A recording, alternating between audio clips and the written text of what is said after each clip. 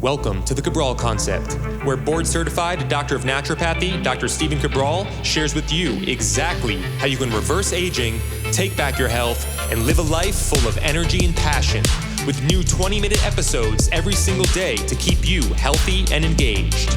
Now, here's your host, Dr. Stephen Cabral. All right, everybody, we're back with a brand new Cabral Concept. I want to bring you a fun show here today as well. This is what happens in your body when you drink a soda. But honestly, it can go for any beverage that you like that contains both sugar and caffeine. So I talked a little bit about the week before on energy drinks, popular energy drinks, what they contain. Some of them are artificial sweeteners, some of them are actual sweeteners, and the caffeine contained in them. Today I'm talking about a Coca-Cola, a Pepsi, or any of your favorite drinks, maybe an energy drink as well. But it contains sugar and it contains caffeine. So I actually saw a really short video that Dr. Mercola put out. I love giving credit where credit's due, especially to Dr. Mercola. He's been doing this since like the year 2000, before anybody was really out there talking about natural health on social media, or even before then on his blog back in the day. So again, I always like to give a little credit where credit's due, whether you like Dr. Mercola, don't like Dr. Mercola. I just want to give credit where credit's due. All right, so here's what the video said, and I'm going to add a little bit of my own 2 cents as well to go a little bit more in depth, because it was like a 30-second just short video, which are fun. Great idea though for a show, and I want to bring this to you because there's actually a lot of physiology, pathophysiology, meaning like disease progression that can happen when you drink a soda, especially when it's done on a daily basis. And that's going to lead then into tomorrow's show, which is how to better balance your blood sugar. So definitely stay tuned for that. All right, episode 2811 is today. So if you want to find all of the show notes, the 3 big takeaways, head on over to stephencabral.com/2811. All right, here's what happens within 10 minutes, right? Just 10 minutes of you drinking your favorite soda. So within the first 10 minutes, for the most people, they've consumed that beverage, 10, 15 minutes maximum, right? So inside of that beverage could be somewhere between 7 and 12 teaspoons of sugar. We're just gonna say it's 10 teaspoons of sugar. That's a lot of sugar. That much sweetness, like think about this right now. So you go over, you've got maybe a packet of sugar, or not let's say a packet of sugar, okay. Imagine opening up 10 packets of sugar, or go into your cupboard, your pantry, pulling out a sugar box, whatever you want to call it, and then you take out a spoon and you put 10 teaspoons of sugar in your mouth, or you rip open 10 packets of sugar and you put them all in your mouth. It would make you nauseous. Like, it would make most people pretty sick. You would never do that. And the way that you're able to do that when drinking a soda is that there's a balance in it called phosphoric acid.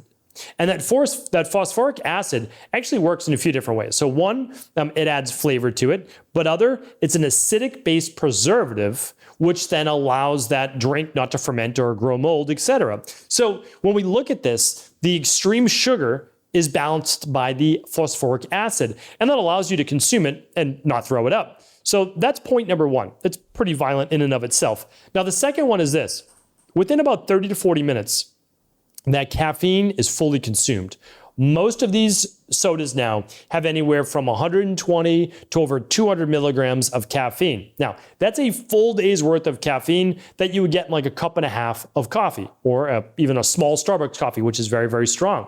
So it's a good amount of caffeine. Well, what happens? Well, when that caffeine enters your system by the 20-30 mark, but certainly by 40 minutes, you've absorbed that caffeine, liver's processed it, and now you're moving into, or have already moved into, fight or flight. That means you're going to get dilated pupils, an accelerated heart rate. You might start to feel maybe even a little shaky. You might even feel more focused, right? You might get some of the benefits of that caffeine, because I'm not saying that there's not some benefits there. What happens though is that now you're in fight or flight.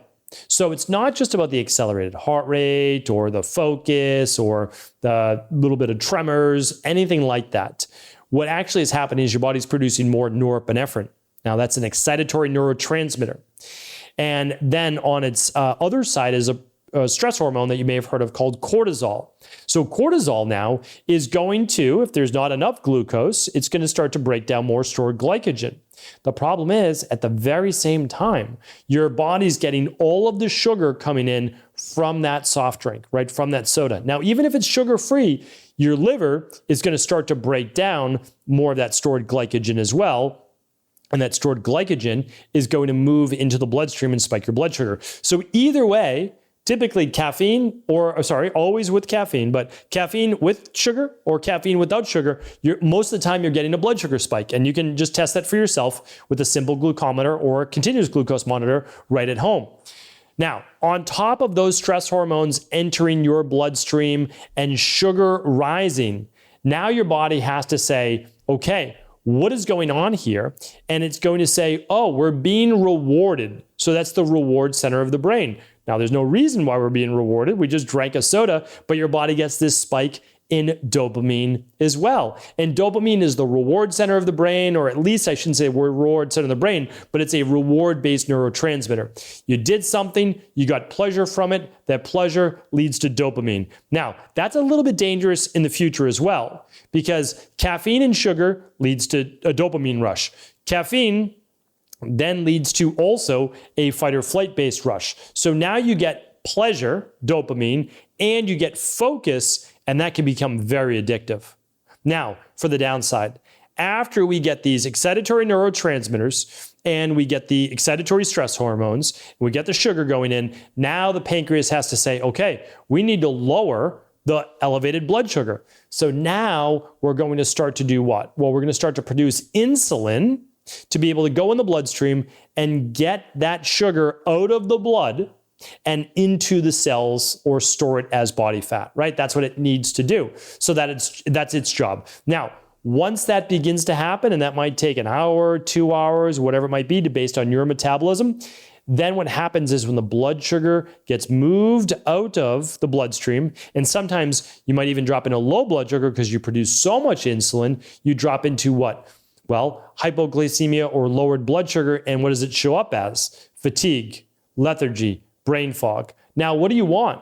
Well, you want the reward again. You want the pleasure. You want the dopamine, and you also want that focus and energy back with the caffeine. So what do you reach for? Another caffeinated beverage, another soda. And that's how this becomes so addictive. Now, think about this. For children, it becomes hyper addictive because for them, they're typically processing it faster, smaller livers, smaller ability to be able to regulate these processes sometimes as well. They get more push in one direction.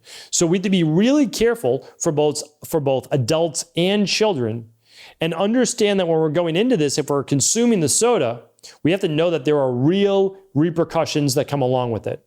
And I'm honestly, like, some people will talk about the weight gain that comes from soda.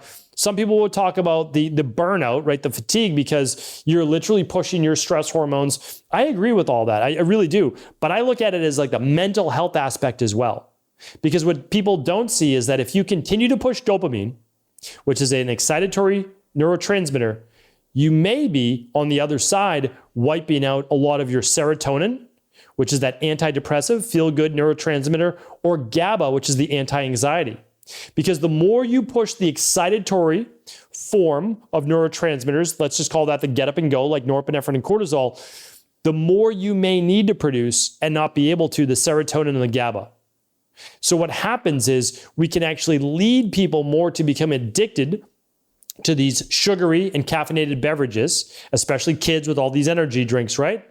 And then when they crash, they don't necessarily understand why. They just know that this thing gives them energy. And when they don't have it, they can't focus in school. So they need to turn to what? Adderall or prescription drugs, which work even better, right? Or the caffeinated and the sugary beverages. Then yes, that can lead to type 2 diabetes, later in life high blood pressure, as well as cardiovascular disease, and potentially even Alzheimer's, dementia, etc., by producing more norepinephrine and cortisol, and potentially Parkinson's, with which I think there's a real possibility of depleted dopamine as you continue to push dopamine. So it's not as simple as just saying it's just a soda, no big deal, or it's just a fountain drink, that you're getting, no big deal. Okay, yeah, no big deal once a month, right? No big deal every once in a while. To me, big deal a couple times a week. And then look at it. a really big deal a couple times a day. So let's just be cautious. That's all. Let's just be cautious in what we say, everything in moderation, every once in a while, no big deal. Yes, every once in a while, no big deal. Maybe a big deal for a child with their developing mind and brain, but also a really big deal if you're not already healthy and well. So if you don't have balanced blood sugar, if you don't have balanced mood, if you don't have balanced energy, to me, cutting out the caffeine, cutting out the sugar, at least when combined, is of utmost paramount importance. And I'm actually far more okay with the caffeine than I am the sugar.